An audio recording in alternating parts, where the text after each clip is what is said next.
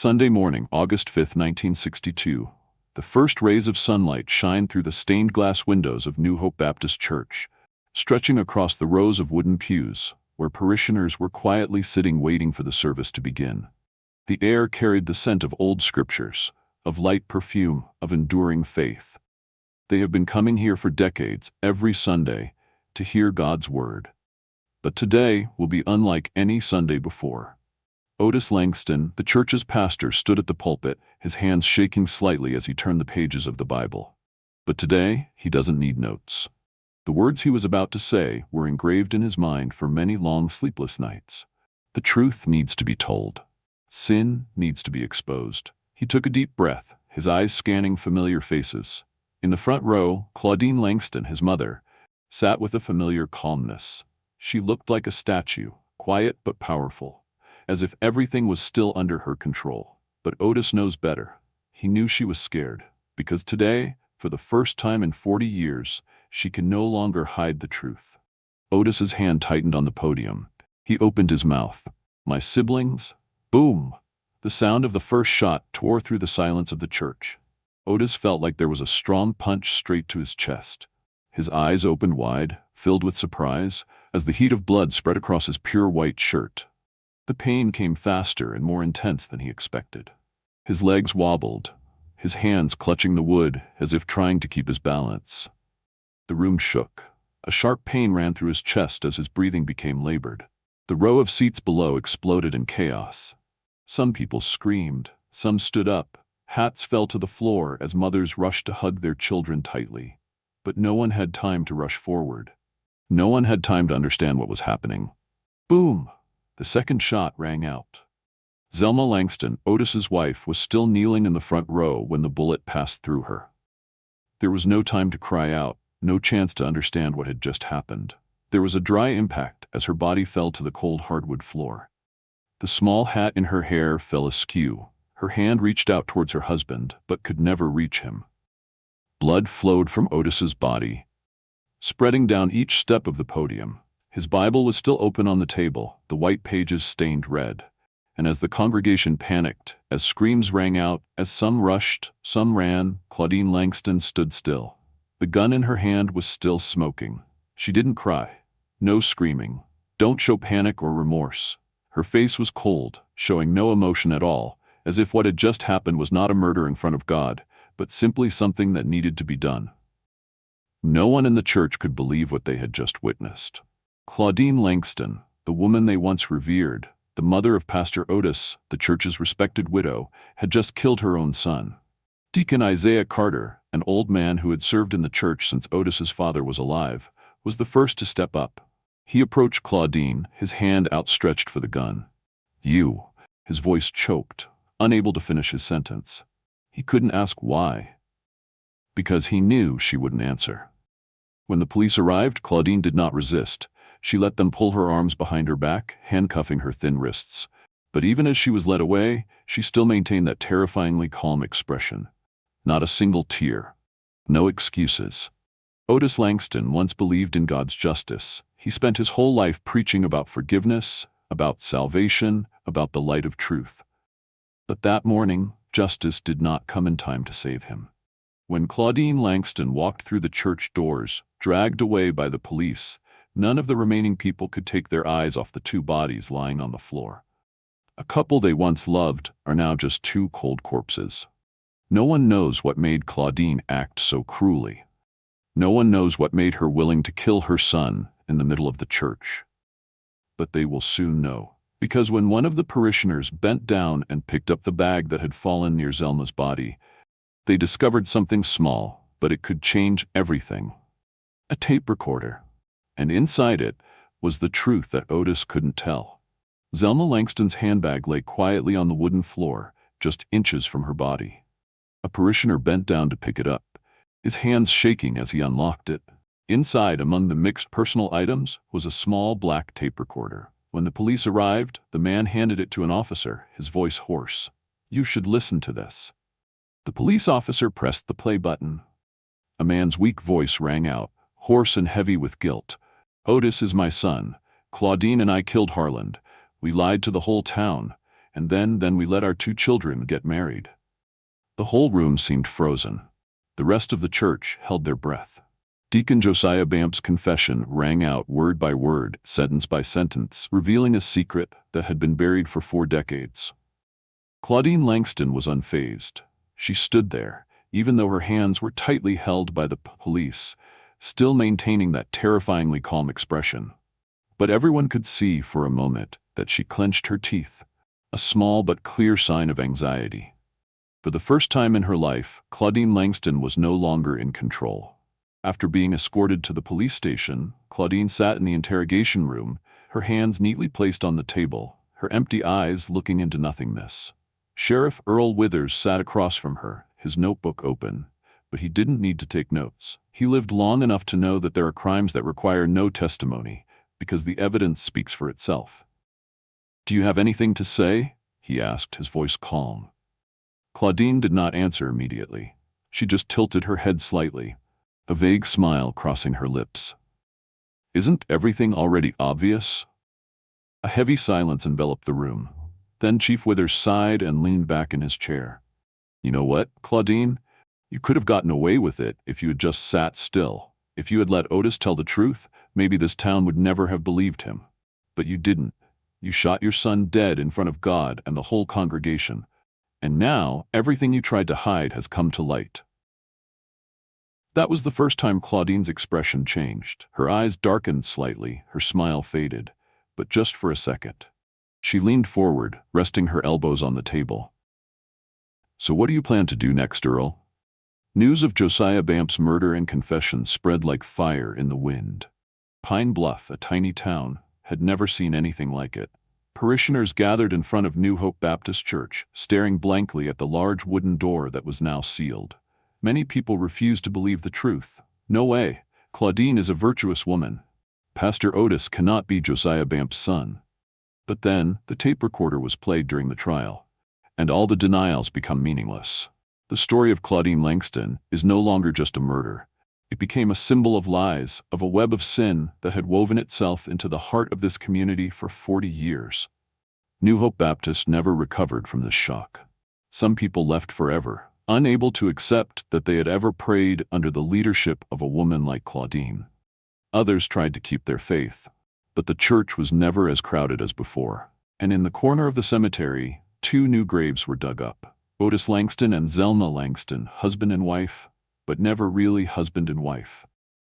The 2 of them lay still in the shadow of an old oak tree, their names engraved on the stone stele, tied together not by marriage, but by the tragedy of a previous generation. Claudine Langston's trial took place quickly. The jury took less than 3 hours to reach its verdict.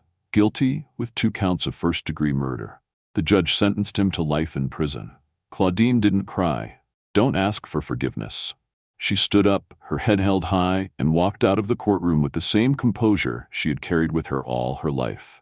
But no one bowed to her anymore. We may mourn Otis Langston, but what's scarier is what he went through. He lived his whole life in a lie. He believes he is the son of a respected pastor.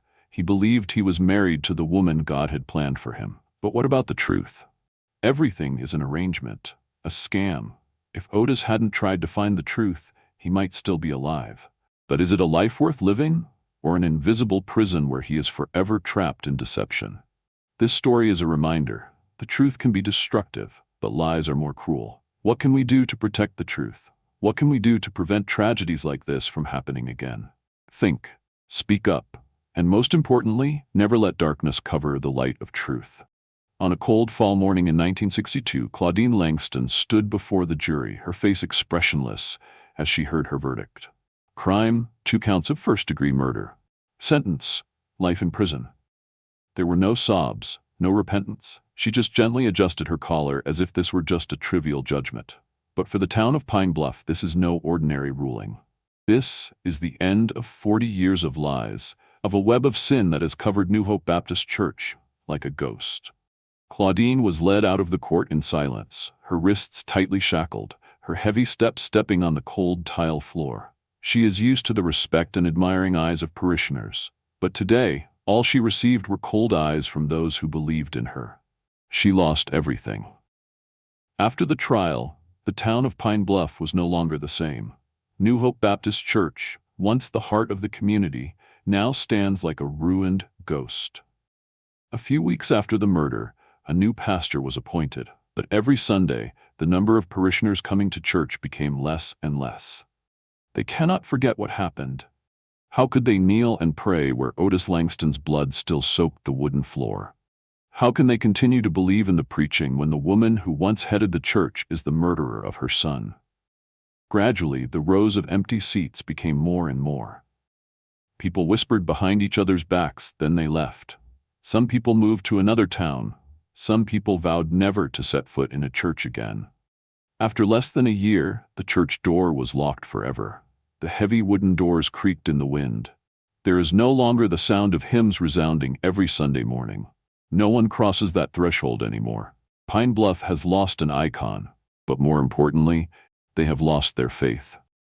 Not far away at the town cemetery, there are two graves located next to each other under the shadow of an old oak tree. Otis Langston and Zelma Langston. They were buried together, but no one knew how to remember them. Otis is a good man, but his life is a lie. He fell in love, got married, built a life, only to discover that it was all a prearranged tragedy. Zelma is a devoted wife, but in the end, she is trapped in a tragedy that was not of her making. At night, the town's elders whisper that if you pass by the cemetery, you can hear the wind whispering old secrets. They say Otis's soul is not yet at rest. They say that on foggy nights, a shadowy figure can be seen standing in front of the abandoned church, as if waiting for justice that has never come. Inside Florida State Prison, Claudine Langston is no longer the queen of Pine Bluff. She no longer had expensive dresses, no more front row seats in church, no more respectful whispers from parishioners. Now, she is just a prisoner with a number. The days in prison passed slowly. Claudine never bowed her head, never cried. But the scariest thing is not imprisonment, but silence. For her, the most terrifying thing was not being locked in a small room, but the fact that no one mentioned her name anymore. Pine Bluff erased her from their memory. No one came to visit. No one sent a letter. No one asked if she was alive or dead. She became a ghost buried alive within the four cold walls of the prison. She killed Otis to keep it a secret. But in the end, it was that secret that killed her in a way more cruel than any sentence. So is it all over? Claudine Langston has been arrested. New Hope Baptist Church has closed. The lies have been exposed. But is anyone truly liberated? Otis Langston never had the chance to live a new life. He died before he could find himself. Zelma Langston never had a chance to escape the nightmare she was unaware of. The town of Pine Bluff will never be the same again. A community that once trusted each other, now only doubt and fear remain. Justice was served on paper, but no one actually won. And the question is, will any of us learn a lesson from this story? Claudine Langston's story is more than just a murder. It is a reminder of the dangers of power, of greed, of lies. It shows that secrets can never stay buried forever. It shows that sometimes the truth can kill people, but it is lies that destroy their souls. And most of all, it shows that justice does not always come on time, but it will come. Think about it. And if you ever see someone hiding a dark truth, don't stay silent, because silence is what killed Otis Langston.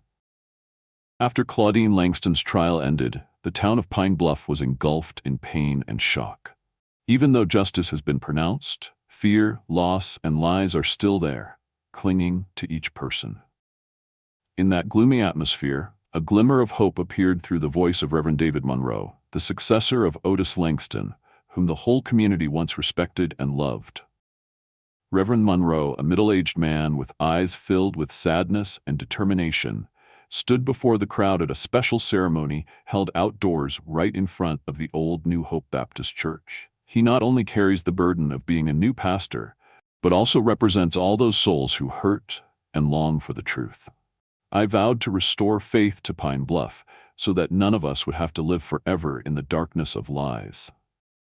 We have lost so much, Reverend Monroe said, his voice shaking with emotion. We lost Otis, we lost Zelma, and we lost faith in the things we once held sacred. But today we have the opportunity to stand up, to reclaim the truth, and to rebuild our communities. The listener not only feels the voice, but also feels the heart of the preacher. Stories of the past, of unhealed wounds, of lies hidden for 40 years are now brought to light. Reverend Monroe shares warm memories of Otis, who was a symbol of compassion and strong faith, and of Zelma, the kind wife who always put love for family first.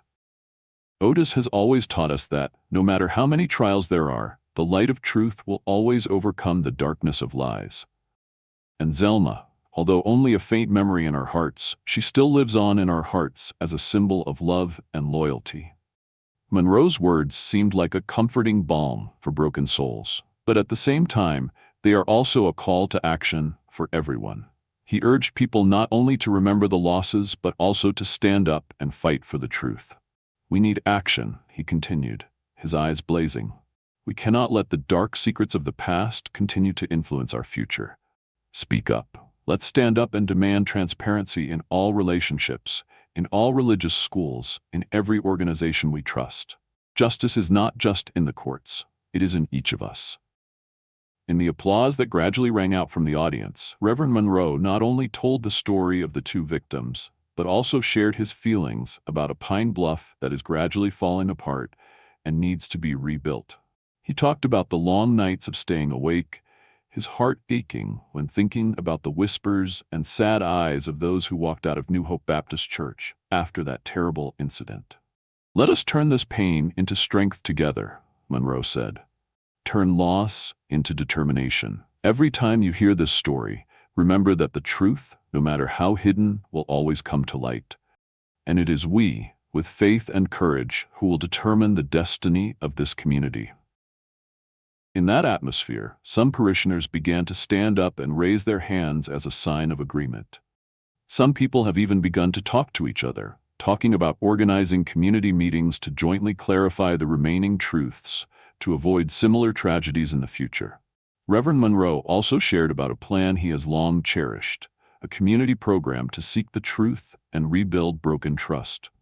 He proposed establishing an independent investigative committee made up of people not affiliated with any organization in the community to fully investigate Pine Bluff's past, from church scandals to abuses of power.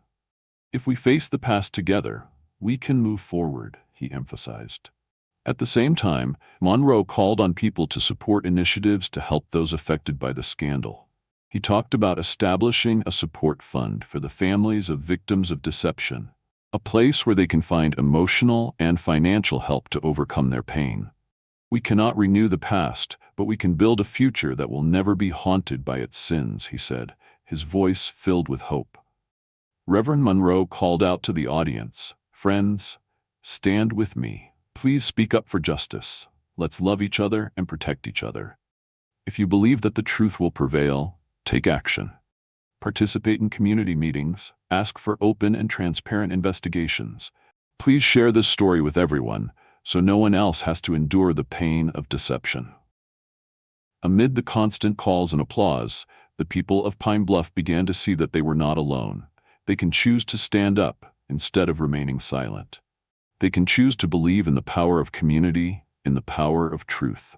Reverend Monroe looked around, his eyes seeming to see through each person. Remember, justice is not just an abstract word in the Bible. It is something we must fight for every day, in every small action, in every sincere word. Let us show the world that, even after the most horrifying sins, faith and love can still burn, lighting the path to healing. With those words, Reverend Monroe not only called for the consensus of the community, but also emphasized that each individual can make a difference. If you have ever felt injustice, if you have ever suffered the pain of a lie, stand up. Be a voice for those who cannot speak. Be a light in dark places. It's not just the calling of a new pastor. It is the call of an entire community that was once divided and now wishes to be revived. The young people of the town, the old people who have witnessed the loss of time, they all share the same hope, that true justice will come, that the truth can never be buried forever. Amid the cold wind of autumn, and the whisper of the oak trees and the howl of the wind through the broken windows of the old church, one thing was clear: Pine Bluff would not let its dark past dictate its future. Reverend Monroe, with all his courage and conviction, is leading a revolution of truth and justice. And we, those who listen to this story, let's support him together. Let our voices resound like the vow of a community that never forgets that, no matter how much pain, truth and justice are always the guiding light for the future. Take action today. Please share this story, participate in community meetings, and stand up for the truth. Because only when we fight together can old wounds be healed, and Pine Bluff, along with all of us, will find faith again.